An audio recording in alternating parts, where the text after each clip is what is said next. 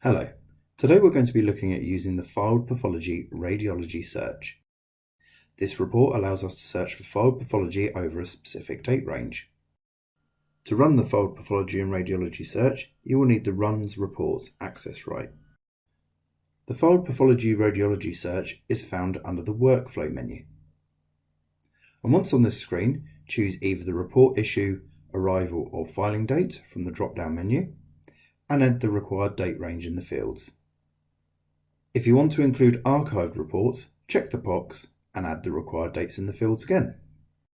Check the Search for a Specific Owner checkbox to restrict the report to the staff member who the reports were assigned to when they were filed. Finally, choose to restrict to any specific follow-up actions as required, and after the selections have been made, click Run Report. We will then be given a list of filed reports meeting the selected criteria.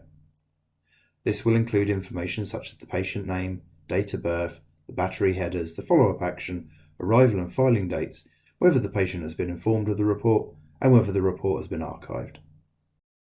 A checkbox also shows if the patient currently has an appointment booked in the next 7 days.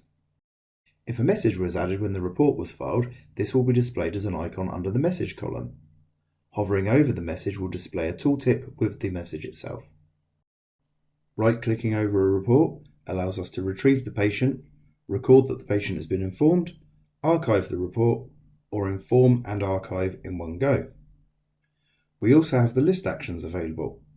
For example, we might want to add a reminder to the patient's record, or print letters.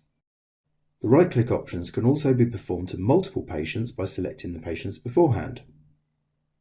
Thank you for watching, and please have a look at some of our other videos in the pathology series.